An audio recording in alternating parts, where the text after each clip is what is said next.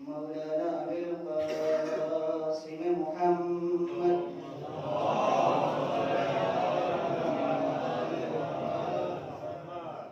ثم الصلاة على أهل بيته الطيبين الأنجبين الهداة المهديين لا سيما بقية الله في الأرضين روحي له الفداء ما بعد فقد قال الله الحكيم وهو أصدق الصادقين وقوله الحق بسم الله الرحمن الرحيم هل يستوي الذين يعلمون والذين لا يعلمون صلوات الله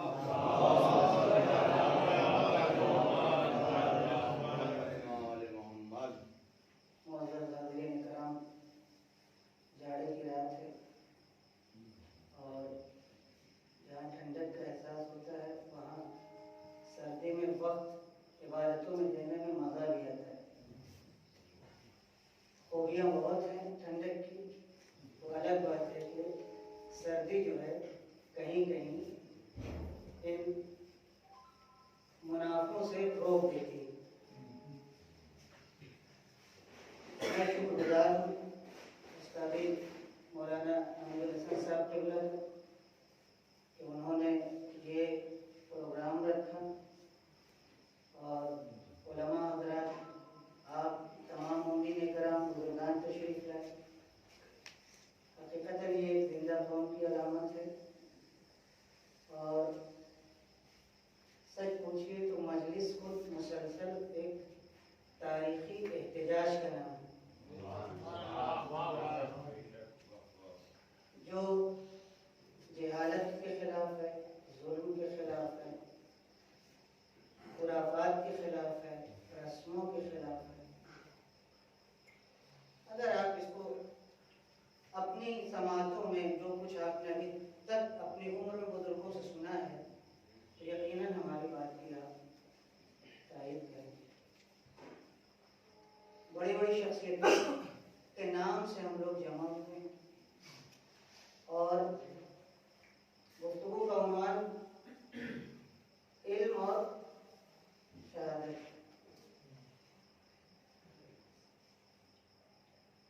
بہت کچھ آپ نے سنا، اور اب میں مجلس کے انداز سے جتنا میں نے سیکھا ہے اپنے استادوں سے وہ میں آپ کے سامنے پڑھ دوں گا، پیش کر دوں گا، آپ سن لیجیے گا۔ علم کس کو کہتے ہیں اسلام میں؟ علم کے بارے میں ایک لفظ لکھا ہے ہمارے بزرگ عالم دین نے، آداب المتعلمین کر کے بہت چھوٹی سی کتاب ہے، بہت پتلی سی کتاب ہے۔ اصل میں عربی، وہ کتاب عربی میں ہے، فارسی میں بھی ترجمہ اس کا موجود ہے۔ علم علم علم علم آپ سن رہے ہیں، ڈاکٹر کلوی سائی صاحب کے نام سے علم جڑا ہوا ہے، شہید باقر صدر کے نام سے جتنے بزرگان ہیں سوائے قاسم سلیمانی، ابو مہندس اور فخری دادے کو، یعنی علم بمعنی اصطلاحی علم علماء سے عموماً چوری دامن کا ساتھ ہے۔ تو علم کیا ہے؟ خواجہ نصیر الدین طوسی، جن کو خواجہ بھی کہتے ہیں، یہ ہم آپ کے سامنے خصوصاً اپنے دوستوں کے لیے عرض کر دیں۔ خواجہ نصیر الدین طوسی بہت بڑا نام ہے، 800 سال 900 سال پرانا نام ہے۔ فقیہ تھے، عالم تھے، مفسر تھے، ریاضی داں تھے، عالم حیات تھے، ہلاکو ان کے زمانے میں تھا۔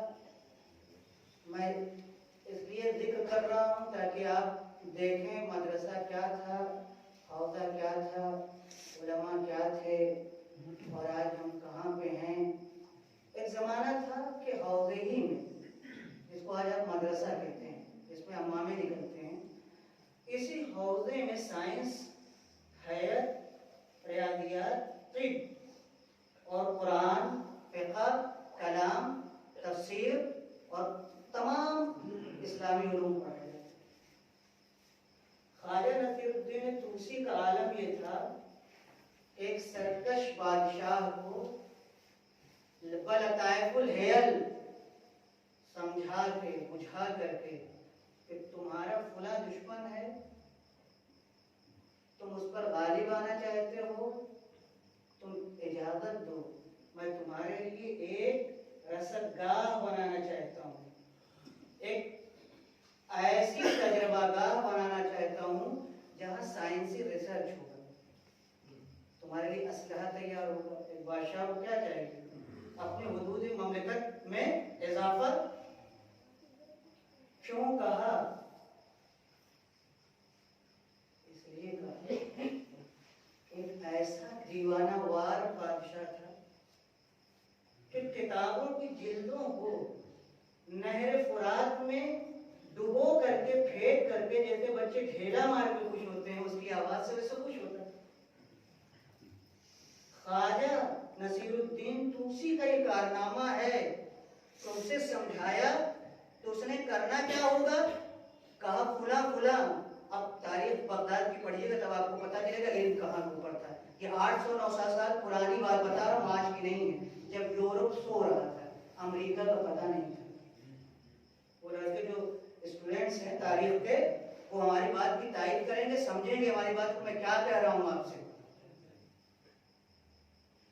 ख्वाजा नसीरुद्दीन तूसी अलैहिर्रहमान ने उससे कहा ये कुतुब खाने मेरे हवाले करो, तुम्हें क्या लेना देना, तुम हुकूमत करो, लेकिन ये किताबें मेरे। कहा क्यों?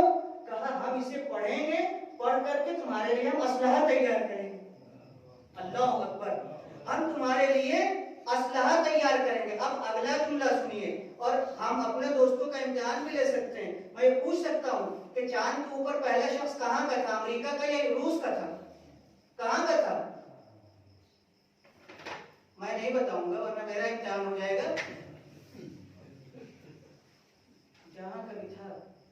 जब चांद पे पहली मर्तबा उस ममलिकत की शख्सियत ने अपने दीगर साइंसदानों के साथ कदम रखा है, तो जुमला उसका ये था कि ख्वाजा नसीरुद्दीन तूसी का हमें शुक्रिया अदा करना चाहिए।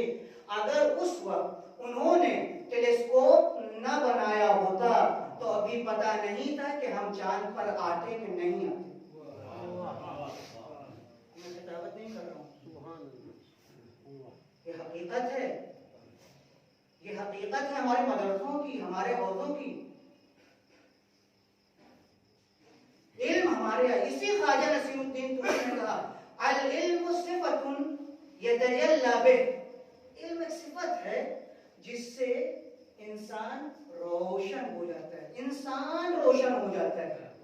सबसे पहले जब आपके पास इल्म आता है, हमारे पास इल्म आता है, कोई भी इल्म हो, इससे बहस नहीं है, कोई भी इल्म हो, इल्म की पहली खासियत यह है कि जैसे वो इंसान के सीने में, दिल में, दिमाग में, फिक्र में दाखिल हुआ, रोशन करता हुआ चला जाता है। अब आप महसूस करें उलमा कितने लायके कद्र होंगे कि जब ये सिफत उसके अंदर पैदा होती है, तो नूर की तो यही खासियत है, रोशन करता भी है और दूसरों को रोशनी देता भी है। और उलमा की सबसे बड़ी सिफत यही है कि जब वो इल्म हासिल करते हैं, कमाल इल्म पर फायज होते हैं, तो वो खुद महसूस करते हैं कि अब हमारा फरीजा है कि अपने खानदान से, अपने कबीले से, अपने अशीरे से, अपने कौम से, अपनी ममलिकत से और सारी दुनिया से जहालत को खत्म कर दूं। नहीं, अकीदा नहीं होता, बल्कि इस हद तक अकीदा होता है कि उनका दीन उनसे कहता है यही तुम्हारा ईमान है, अब ओढ़ना बिछौना यही तुम्हारा होगा। इन तमाम उलमा की खुसूसियत ये है कि इन्होंने बच्चों की तरबियत की, मदरसे कायम किए, किताबें लिखी और कलम चलाया, यहाँ तक के बाद लोग इसी रास्ते में शहीद हो गए। अब आप कहेंगे शहादत का इल्म से क्या ताल्लुक है? बहुत गहरा ताल्लुक है। अभी आपने हदीस सुनी उस्ताद मोहतरम हमीद साहब तुल्ला से, मिलादुल उलमा अफदल मिन दिमाई शुहदा। मिलाद कहते हैं सियाही को, अब सियाही है नहीं, अब तो कुल सियाही, जहाँ जाओ सियाही सियाही। रोशनाई पेन में पहले हम लोग को क्लिक के कलम से और सेठे के कलम से लिखाया जाता, तब से हम लोग लिखते थे तो रोशनाई आती थी। اور وہ دعوات کے اندر اس کے بعد قلم پھر لکھتے تھے. تو وہ جو دعوات کے اندر اس کو کہتے ہیں روشنائی. اور وہی چیز ہے جب اس زمانے میں آئے تو وہی بات کہی. مداد العلماء، علماء کی سیاہی، یعنی یہ جو کتاب لکھتے ہیں، یہ جو ورق لکھتے ہیں، یہ جو رسالہ لکھتے ہیں، یہ جو فتویٰ دیتے ہیں، یہ جو آپ کے مسائل کے لیے نکاح و طلاق کے اوپر اپنی رائے صادر کرتے ہیں، مداد العلماء، یہی جوہر، یہی روشنائی، یہی سیاہی شہداء کے خون سے افضل ہے. کیا مطلب؟ یعنی اگر یہ علماء نہ ہوتے، اگر ان کے بیانات نہ ہوتے، اگر ان کی کتابیں نہ ہوتی تو نہ قرآن کی تفسیر ہوتی، نہ معارف اسلامی ہوتے، نہ اہل بیت کے اقوال کی وضاحت ہوتی. تو جب وضاحت نہ ہوتی، تفسیر نہ ہوتی، یہ بیانات نہ ہوتے تو ہم اور آپ اور یہ مجاہدین فی سبیل اللہ سمجھتے کہاں سے کہ موت اور ہلاکت میں فرق کیا ہے، شہادت اور سعادت ہے کیا؟ ان علماء نے انہیں لکھ لکھ کر کے بتایا. حدیث میں اس کے بارے میں یہ کہا ہے، قرآن میں یہ کہا ہے کہ شہید مرتا نہیں ہے. تو جب ان کو پڑھا اور میدان جہاد میں گئے تو ظاہر سی بات ہے وہاں پر بھی علماء کی سیاہی تھی جو ان کے رگوں سے خون کی شکل میں نکل رہی تھی.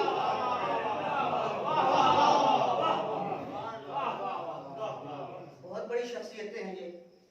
اور میں نہیں چاہتا فقط مجلس رہے. الحمدللہ اہل علم کا مجمع ہے، خیر آباد یہاں سے نزدیک ہے، خود سیتا پور دانشورم کا علاقہ، متفکرین شعراء سب گزرے ہیں. ہم جیسے طالب علم کی کوئی حقیقت نہیں ہے، پر جو سنا ہے آپ کے سامنے بیان کر رہا ہوں. اس میں سے ایک شخصیت جن کے بارے میں کہنا چاہتا ہوں، خاص طور سے جوانوں کا کیونکہ مجمع رہتا ہے تو کہنا ضروری ہوتا ہے. شہید باقر صدر، عمر شاید 47 سال کے آس پاس، 50 میں نہیں پہنچے جب شہادت ہوئی. اور میں مجبوراً اب کہنا پڑ رہا ہے، سب بزرگان گزر گئے، ہم لوگ جیسے طلبا بچے، اب ان کی باتوں کو بھی نقل کرنا ہے، ہم لوگ جو سوچتے ہیں وہ بھی کہنا ہے. کیا کریں، مشکلات ہے. ابھی جہاں ممبر پہ جاؤ، جہاں ہم لوگ ابھی لکھنؤ میں ادھر شریک رہے، تعداد تھی جلسے میں، امامے کی ہوٹنگ کی جا رہی ہے. جس کو دیکھو ایک فیشن چلا ہے، ہر امامہ نہیں، ہر وہ نہیں. اب اس کے ساتھ بتاؤ بھی تو امامے کے معنی کیا ہے.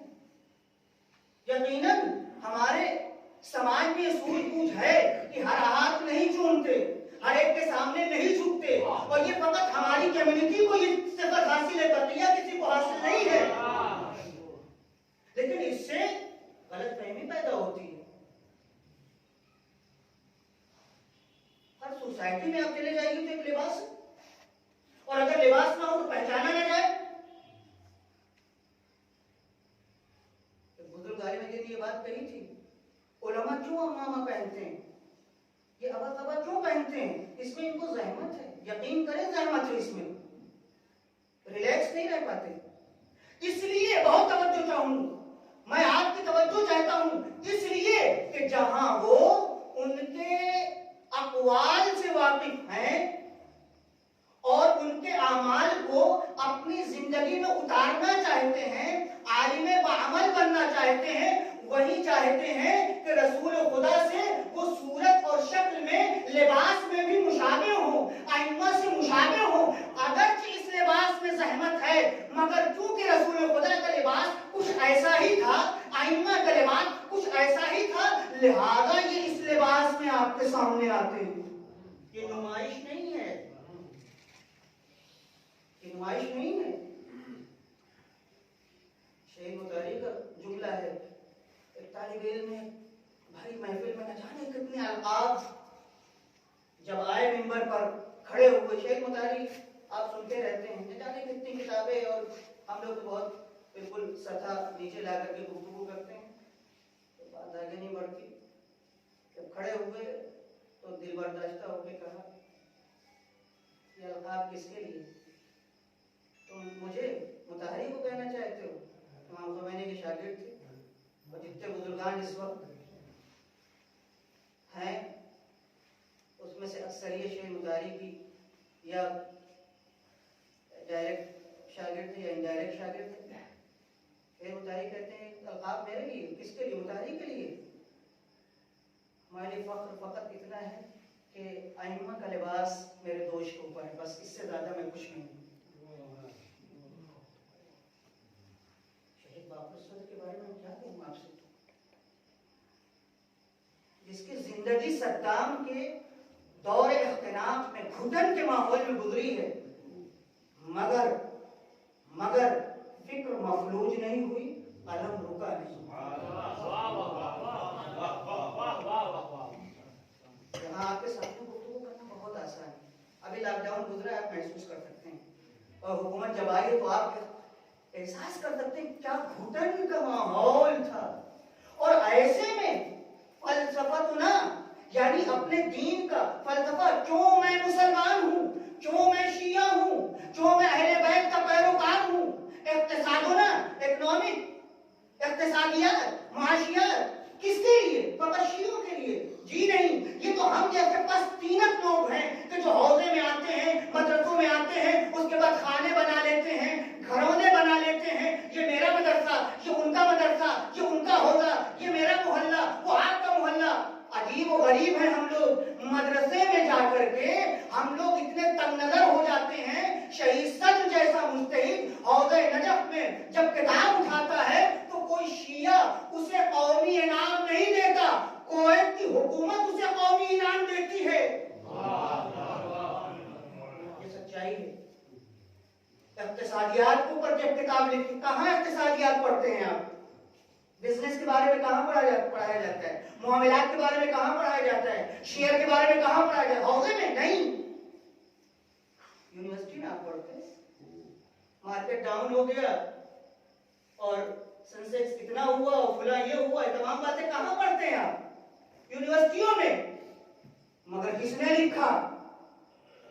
اور اس سے اگلی بات یہ ہے کہ شہید صدر کا کارنامہ فقط یہ نہیں ہے کہ اقتصادیات کے بارے میں انہوں نے لکھا اور کتاب لکھ کے دے دی اور دنیا بھر میں پھیل گئی، نہیں، اس قلم میں اور اس استدلال میں اور اس کے قوانین کی متقن باتوں میں اتنا اثر تھا کہ لکھنے والوں نے، جاننے والوں نے، کتاب پڑھنے والوں نے، پروفیسر اور لیکچرر جو اس شعبے کے ماہر تھے، انہوں نے لکھا شہید صدر کی اس کتاب کے آنے کے بعد روس سے اشتراکیت یعنی کمیونزم کا جنازہ نکل گیا۔ نہیں محسوس کیا آپ نے کہ کمیونزم کیا تھا؟ ایک طوفان تھا۔ کہتے تھے کہ ہم نے اللہ کو اپنے ملک سے باہر نکال دیا، شہر بدل کر دیا، ہنستے تھے۔ کون؟ رشیا والے۔ کمیونسٹ ایک نظریہ ہے، لبرلزم کے مقابلے میں، سوشلزم کے مقابلے میں، امپریلزم کے مقابلے میں کمیونزم ہے۔ دو بلاک تھے، آپ میں بھی بزرگان بیٹھے ہوئے ہیں، ایک طرف امریکہ ایک طرف رشیا، اور دونوں بلاک سپر پاور مانے جاتے تھے۔ امام خمینی نے دونوں سے ایک وقت میں جنگ لڑی، ایسا بہادر، کبھی داہنے کبھی بائیں، کبھی بائیں کبھی دائیں۔ کسی نے کہا ارے ایسے تو دنگل میں نہیں آتے پہلوان کہ ایک وقت میں دو پہلوانوں سے لڑے، مگر امام خمینی اپنی جگہ مسکرا رہے تھے، کہہ رہے تھے اپنی زبان سے میں اکیلا نہیں، ایک ہاتھ میں قرآن ہے دوسرے میں اہل بیت ہے۔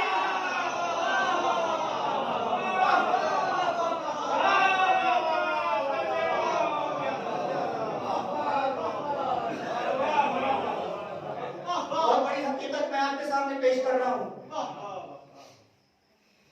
ساری دنیا نے کہا شہید صدر کا یہ کارنامہ ہے کہ انہوں نے الحاد کو، انہوں نے ماڈرن کفر کو اپنے قلم کی جنبش سے کھرچ کے پھینک دیا کہ اب آئندہ کمیونسٹ اپنا سر نہیں اٹھا سکتی۔ اور اس سے بڑی چیز کیا ہو سکتی ہے کہ وہی رشیا کہ جہاں گورباچوف آخری کمیونسٹ کا تائیدار، جسے آیت اللہ خمینی نے آیت اللہ جوادی کو نمائندہ بھیج کر کے خط میں یہ درج کر دیا تھا، آ جاؤ تم اپنے دوستوں کو بھی لے آؤ، اپنے اسٹوڈنٹس کو بھی لے آؤ، اپنے تھنکرز کو بھی لے آؤ، متفکرین کو حوضے علمیہ میں بٹھا دو، ہمارے یہاں کتابیں ہیں، لائبریریاں ہیں، اساتذہ ہیں، بیٹھ کر کے یہاں مطالعہ کریں، ادھین کریں، ریسرچ کریں، انہیں پتہ چل جائے گا اللہ ہے کہ نہیں. مگر وہ تاج شہنشاہی سر پر رکھے ہوئے کہ میں امریکہ کے مقابلے میں ایک فرعون وقت ہوں, خدا ہوں, اس نے ایک نہ سنی.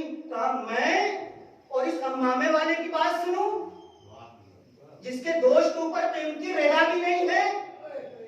بہت توجہ چاہوں گا میں آپ کی.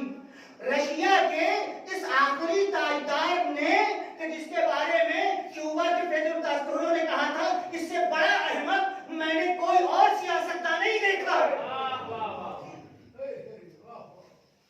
نہیں گیا کہاں. اب آپ نے کیا سنا؟ ایمان, عمل صالح, قرآن, اہل بیت, یہی سنا نا. بڑے ہلکے میں لیتے ہیں.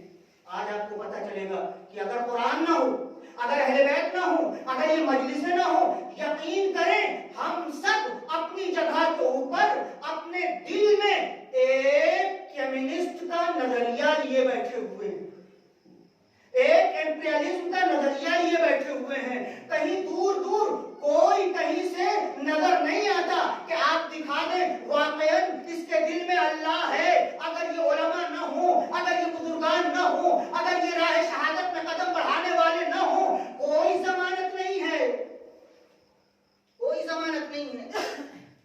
گورباچوف نہیں آئے, اپنے متفکرین کو وہاں نہیں بھیجا. اللہ کی ہمیں ضرورت نہیں ہے, ہم نے اپنے شہر سے اللہ کو نکال دیا. اس کے بعد حاکم جو آیا وہ ابھی بھی زندہ ہیں, وہ ہے موجود. ان کا نام ہے ولادیمیر پوٹین, رشیا کے جو صدر ہیں. سیاسی دنیا میں ایک مرد آہن کی حیثیت اس کو حاصل ہے. ہمیں یاد ہے اس وقت بل کلنٹن صدر تھے امریکہ کے, آپ کے ملک بھی آئے تھے, رشیا گئے. گورباچوف کی حکومت ختم ہونے کے بعد امام خمینی کی نصیحت پہ عمل نہیں کیا. جب کلنٹن پہنچے رشیا تو ظاہر ہے کہ وہ صدر تھے, اور صدر ہی صدر کو لینے آتا ہے, اس کا پروٹوکول ہوتا ہے. آئے, استقبال کیا, سب کچھ. جہاں اور چیزیں روس کی کلنٹن کو دکھائی, خاص طور سے پوٹین نے وہ جگہ بھی دکھائی جہاں خود پوٹین عبادت کیا کرتے تھے. توجہ چاہوں گا, بہت توجہ چاہوں گا. ابھی گورباچوف کی حکومت ختم ہوئی ہے, جو کمیونسٹ کا کیا تھا, آخری سیاستدان اور حکمراں تھا, جس کا کہنا تھا کہ اللہ مانے کچھ نہیں, اللہ یعنی ہے ہی نہیں. اسی پہ پوری حکومت کمیونسٹ کی ٹکی ہوئی تھی. 70 سال حکومت کی, اس کے بعد الوداع کہتے چلے گئے. آج ولادیمیر پوٹین جو نئے رشیا کے صدر ہیں, جہاں سے اللہ کو ملک بدل کر دیا گیا تھا, کلنٹن کو اپنا عبادت خانہ دکھا کر کے یہ بتانا چاہتے ہیں کہ اللہ کبھی گھر سے اور ملک سے باہر نہیں نکل سکتا. وہ صدر کے بھی دل میں ہے اور عوام کے بھی دلوں میں ہے. اس کو کہتے ہیں ایمان. شہید صدر نے اسی کمیونسٹ کو اپنے علمی نظریے سے ختم کیا. ایک کہ جن کے ہم یاد میں بیٹھے ہیں بہت جلدی, مصباح یزدی صاحب کون ہے؟ ان کا 2 کو انتقال ہوا, اسی 2 کو, آیت اللہ مصباح یزدی. یہ لوگ اگر نہ ہوتے تو آپ یقین کریں, ایک بزرگ کا جملہ ہے, مجھے یاد آ رہا ہے, انہوں نے یورپ کا جائزہ لیتے ہوئے کہا کہ اگر ہمارے ہندوستان میں, بلکہ انہوں نے برصغیر شاید کہا ہے, مجھے یاد نہیں ہے, لیکن میں ہندوستان کو تو اس میں کہہ سکتا ہوں, اگر ہمارے ہندوستان میں مدرسے نہ ہوتے تو وہی حال ہمارا ہوتا, ہماری نسل کا, جو یورپ کے خاندانوں کا ہے. اب جو لوگ یورپ میں رہتے ہیں, امریکہ, لندن, کینیڈا وغیرہ, ان سے پوچھیے گا کیا حال ہے.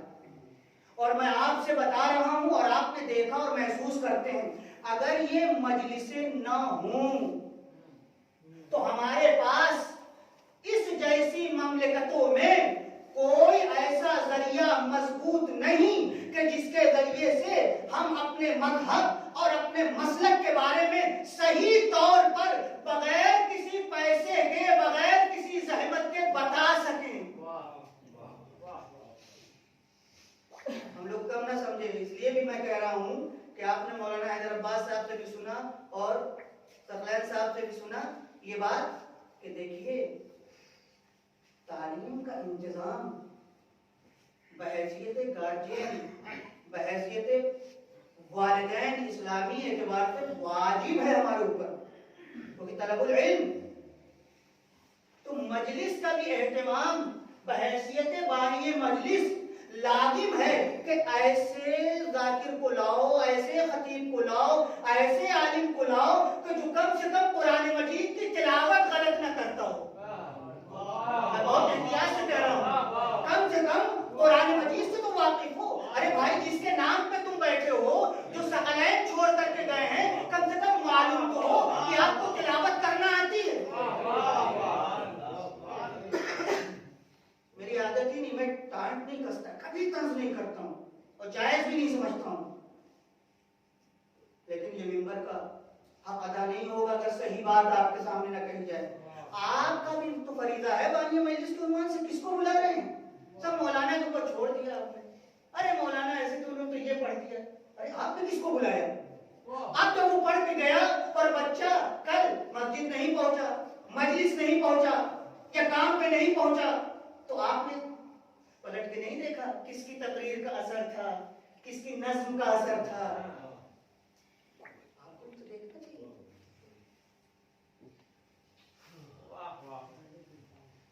اب ایک جملہ اضافہ کر دوں جو میں نے شروع میں خواجہ نصیر سے نقل کیا کہ خواجہ نصیر الدین توسی نے کیا کہا، علم انسان کے دل میں آتا ہے، ایک صفت ہے، اور جب وہ آ جاتا ہے تو انسان نورانی ہو جاتا ہے۔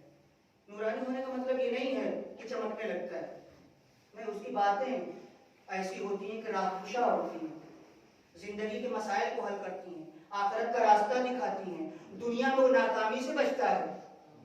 مطلب اس کا یہ۔ اب ایک شہادت کے اوپر بھی لفظ یہاں پہ علم کے ساتھ قاسم سلیمانی صاحب کا کتنا نام لیا جا رہا ہے۔ ہم لوگ سیتا پور میں اس وقت بیٹھے ہوئے ہیں، ایمان سے بتائیے شہید قاسم سلیمانی کے انتقال سے پہلے کتنے لوگ ہم میں سے تھے جو انہیں جانتے تھے؟ شاید ہی نام سنا ہو، خود میں اتنے دن ایران رہا اور مجھے یاد نہیں کہ میں نے ان کا نام سنا، اور اگر سنا ہوگا تو ہزاروں نام سنتے اسی میں رہ گئے، مجھے خود یاد نہیں۔ شہادت کے بعد اور ایک یہیں کے عالم کے جو ایران نہیں گئے، مجھ سے انہوں نے خود نقل کیا، کہنے لگے، مجھ سے کہنے لگے کہ ارے جناب جیسے ہی شہادت کی خبر میں نے سنی، میں آپ سے قسم کھا کے کہتا ہوں یا تو میں اپنے والد کے جنازے میں اتنا رویا تھا یا تو میں ان کے شہادت کی خبر سننے کے بعد۔ یہ کیا کوئی تو جانتے بھی نہیں تھے۔ یہ وہی ہے ما کان للہ ینمو، جب کام اللہ کے لیے ہوتا ہے تو اس میں ترقی ہوتی جاتی ہے، اور حدیث میں ہے کہ جب اللہ کے لیے کوئی کام ہو، رضائے خدا کے لیے ہو، تو اس کی محبت اللہ پانی میں بھی اتار دیتا ہے۔ شہید قاسم سلیمانی تھے تو مجاہد، مگر ایسے ویسے مجاہد نہیں تھے۔ شہادت کا مفہوم جو اسلام میں ہے اس کا تعلق شعور سے ہے، علم سے ہے۔ وہ شہادت ہمارے ہاں شہادت نہیں جو جہالت کی بنیاد کے اوپر قرار پائے۔ میں یہ لفظ کہنا چاہتا ہوں، آپ ملاحظہ کریں احادیث کو تو آپ کو پتہ چلے گا، اسی بنیاد پر وہ لوگ جو کلمہ لا الہ الا اللہ کہہ کے میدان میں اترتے ہیں، وہ لوگ کہ جن کے فلیگ کے اوپر، جن کے جھنڈے کے اوپر لا الہ الا اللہ لکھا ہوا ہے، چاہے وہ کالا ہو، چاہے جیسا بھی ہو، چاہے وہ ظاہری طور پر مسلمان لگتے ہوں، ہم انہیں شہید نہیں کہہ سکتے۔ کیوں؟ اس لیے کہ شہادت کی اصل یہ ہے، بنیاد یہ ہے کہ وہ اپنے مقصد کو پہچانتا ہو۔ مقصد وہی پہچانے گا جس کے پاس علم ہو۔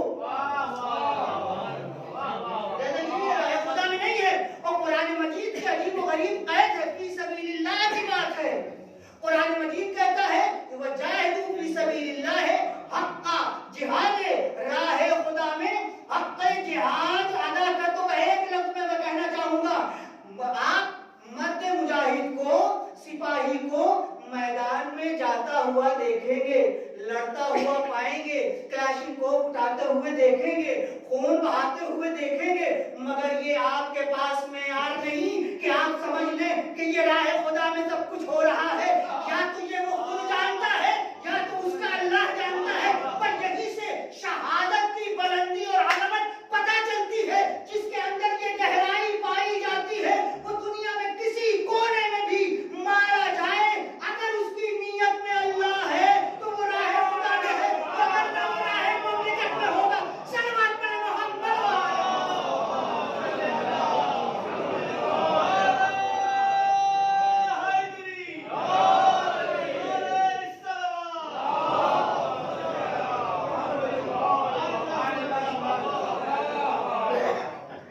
شہادت کے لیے شعور چاہیے. قاسم سلیمانی حافظ قرآن تھے، آپ نے سنا، پڑھ رہے تھے، جگہ دیکھا جی محسوس ہوا ہمارے ہاتھوں سے کتابیں گر گئیں، لائبریریاں ہمارے یہاں نہیں ہیں، کتاب سے ہم آشنا نہیں ہیں. میدان جہاد میں کیا ہوتا ہے؟ تلواریں چلتی ہیں، گولے بارود کی بو آتی ہے، چیخ و پکار ہوتی ہے، بڑے بڑے سرماؤں کے پیر کام کرتے ہیں. قاسم سلیمانی کی زندگی میں ملتا ہے کہ ابھی کوئی قاسم صاحب کو اتنا جانتا بھی نہیں تھا، معمولی سے سپاہی تھے. عراق ایران جنگ ہو رہی تھی. آیت اللہ مصباح یزدی، ان کا تذکرہ آپ نے سنا، ان کی 3 کتابیں محاذ جنگ پر پہنچی. میرے دوستو، بیعت طالب علم سن لیجیے، آ گئی ہے بات. 3 کتابیں محاذ جنگ پر، جہاں جنگ ہو رہی ہے، گولیوں کا تبادلہ جہاں ہو رہا ہے، قاسم سلیمانی وہاں ہیں. لیکن چونکہ مقصد کو جانتے ہیں، چونکہ پتہ ہے یہ جنگ کیوں ہو رہی ہے اور ہمیں کیا کرنا ہے، لہذا جب آیت اللہ مصباح یزدی کی کتابیں ان تک پہنچی تو انہوں نے اسی محاذ جنگ پر 3 کتابیں ختم کر دی اور اس کے بعد اپنے سردار کو لکھا کہ آیت اللہ کی بقیہ کتابیں بھی ہمیں بھیج دیں، ہمیں ضرورت ہے. یہ پیغام میرے لیے، ہم جیسے لوگوں کے لیے. ہماری مجلسوں کا نتیجہ بہت کچھ ہو سکتا ہے. اقبال نے کہا تھا وہ سحر جو کبھی فردا ہے کبھی ہے امروز، نہیں معلوم کہ ہوتی ہے کہاں سے پیدا. وہ سحر جس سے لرزتا ہے شبستان وجود، ہوتی ہے بندے مومن کی اذان سے. خدا اگر الہام نہیں، اگر دین کے بارے میں صحیح معلومات اگر نہ ہوتی اقبال کے پاس تو کبھی نہیں کہہ سکتے. ہوتی ہے بندے مومن کی اذان سے پیدا. یہ اذان کون ہے؟ اسے پتا ہے کہ مقصد حیات میں اس معدنے پر، اس گلدستہ اذان پر جا کر کے ادا کر رہا ہوں. چاہے وہ مسجد کا مؤذن ہو، چاہے مصلی کا امام ہو، چاہے میدان کا مجاہد ہو، چاہے وہ مسند علم پر بیٹھا ہوا مجتہد ہو، سب کا مقصد ایک ہے. سب کا مقصد ایک ہے. مقصد کے کوئی جنگ نہیں ہے، مقصد کے بارے میں کوئی تنازع نہیں ہے. یہ جہالت ہے کہ ہم سمجھتے ہیں ان کا فتویٰ مختلف، ان کا فتویٰ مختلف. ہمیں تھوڑا سا علم ہوتا تو آپ کو پتا چلتا ابا کی رائے الگ ہے، اماں کی رائے الگ ہے، بہنوں کی رائے الگ ہے، دوست کچھ کہہ رہے ہیں، مگر ان سب کے باوجود بھی دوست دوست رہتا ہے، ابا ابا رہتے ہیں.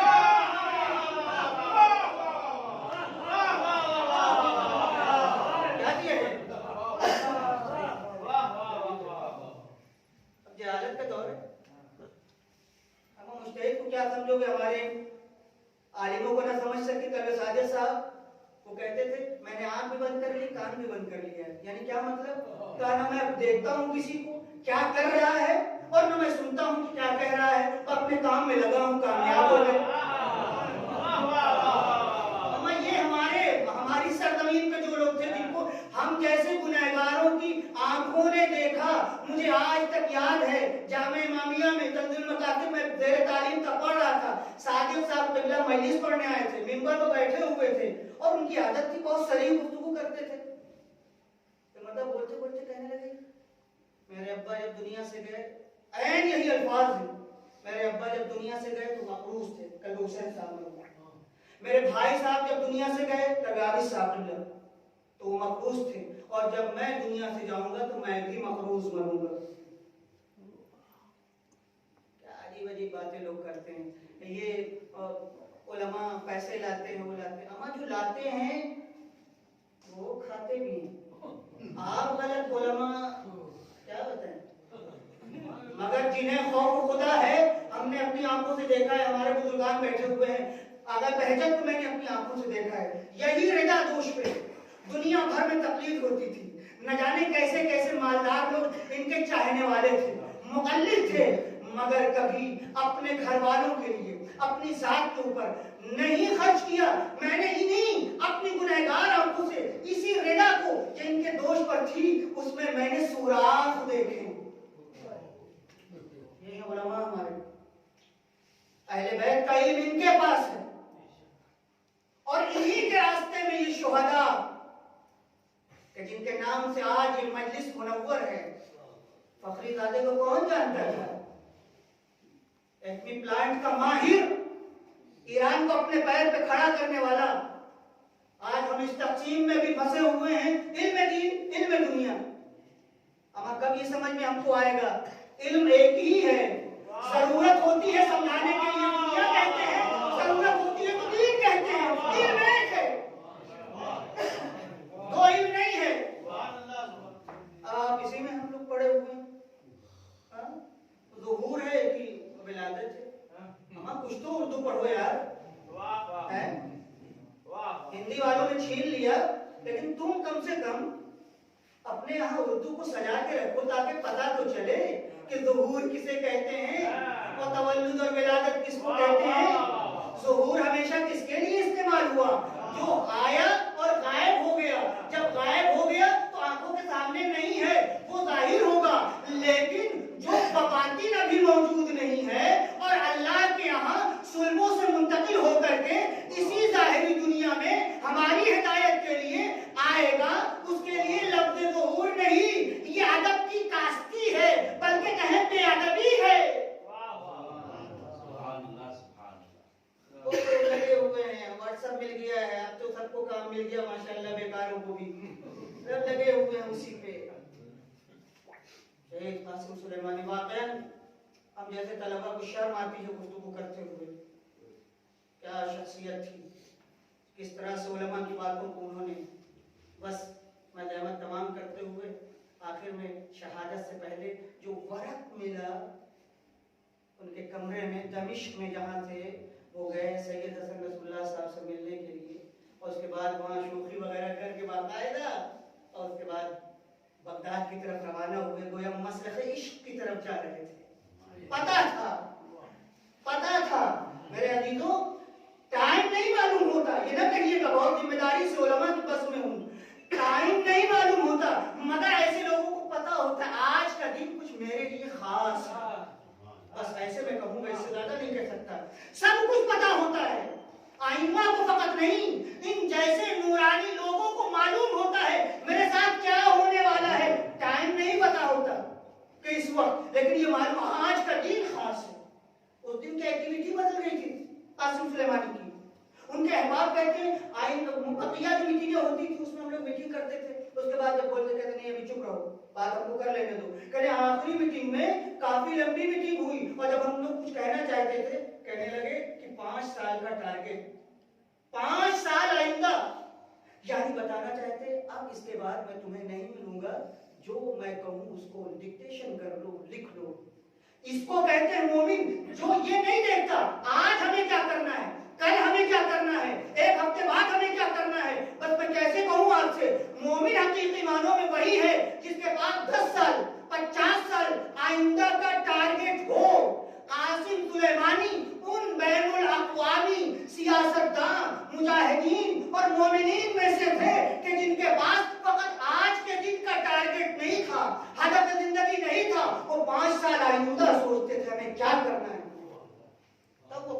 हुए थे, तब वो कामयाब हुए थे। वर्क वो मिला, मालूम है इसमें क्या लिखा हुआ है? बस आप पहचान सकते हैं कैसा बामारिफत इंसान रहा होगा, क्या नूरानी शख्सियत रही होगी, जो दुनिया के झमेले में नहीं फंसे, झगड़ालू अरबों को अपने सीने से लगा लगा करके अमेरिका के मुकाबले में खड़ा कर दिया और अमेरिका को दीवाना बना दिया।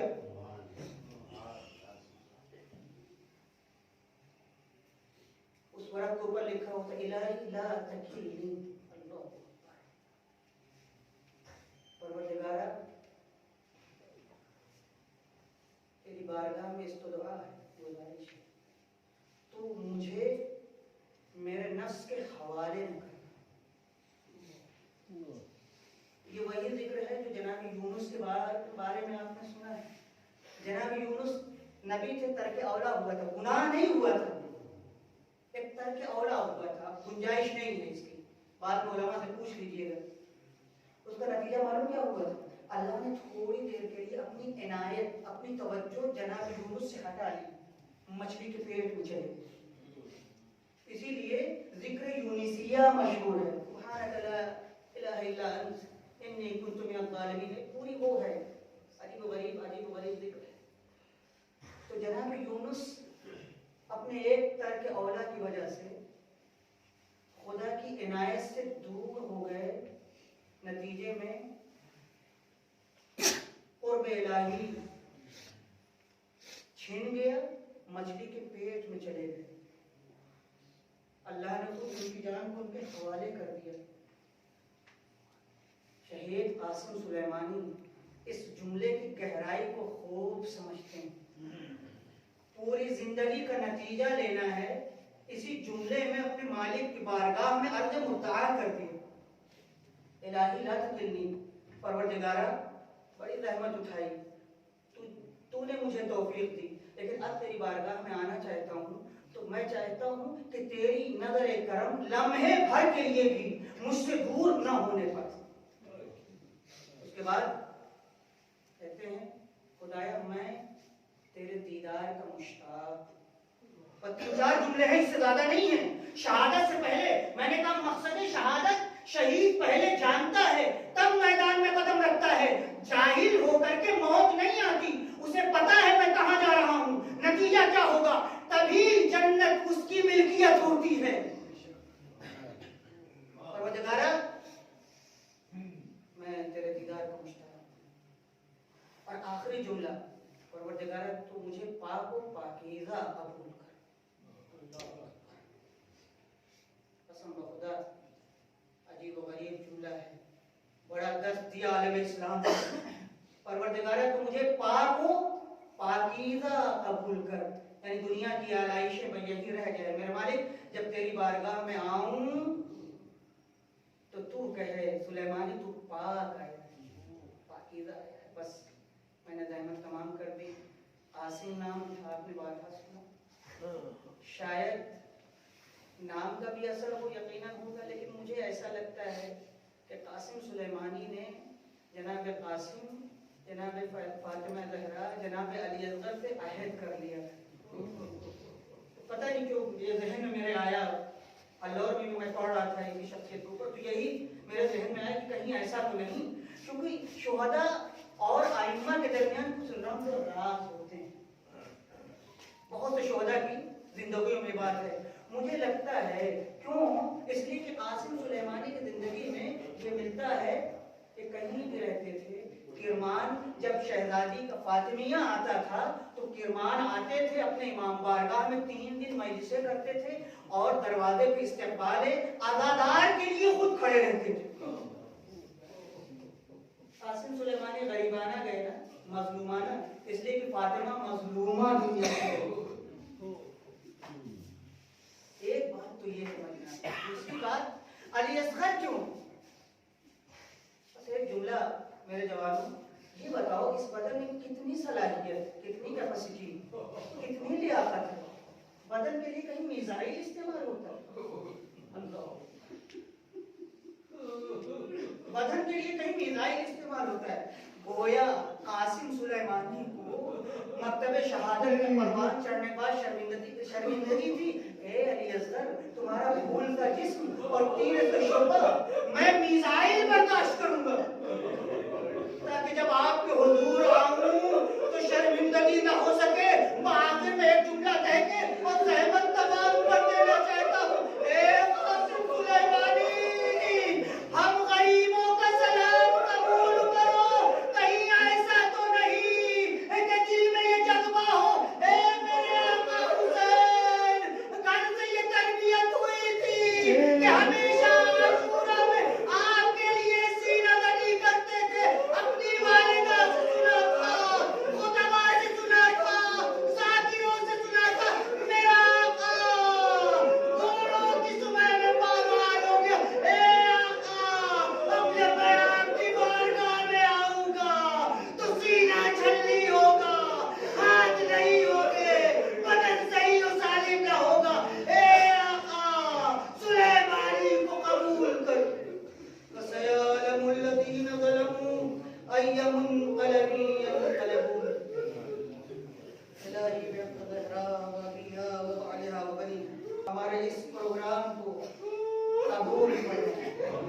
پروردگارہ جن علماء شہداء کا ہم نے ذکر کیا, ہماری قوم, ہمارے قوم کے جوانوں کو, جوان لڑکوں لڑکیوں کو اس آخری زمانے کے فتنے سے نجات دے. پروردگارہ دنیا اسلام میں اتحاد, اتفاق اور محبت پیدا کر. پروردگارہ ہمارے حوزات, ہمارے علماء کی حفاظت فرما. پروردگارہ آیت اللہ العظمہ سیستانی, آیت اللہ العظمہ خامنئی کی حفاظت فرما. پروردگارہ امریکہ, اسرائیل اور اس قسم کی فکر رکھنے والے جہاں کہیں بھی ہوں, اگر واقعا یہ لوگ ہدایت نہیں چاہتے اور دنیا میں فساد پھیلانا چاہتے ہیں تو ان کے فساد کو ان کی طرف لوٹا. پروردگارہ جو کچھ ہم نے کہا سنا اس پر عمل کی توفیق اور مرحومین کی مغفرت فرما. پروردگارہ ہمارے امام کو ہم سے ملا اور ہمارے رفتار و کردار سے ان کو راضی خوش. ایک مرتبہ پھر گزارش ہے کہ ان تمام بزرگان کے لیے اور اپنے مرحومین کے لیے ایک مرتبہ سورہ حمد اور 3 مرتبہ سورہ عیسیٰ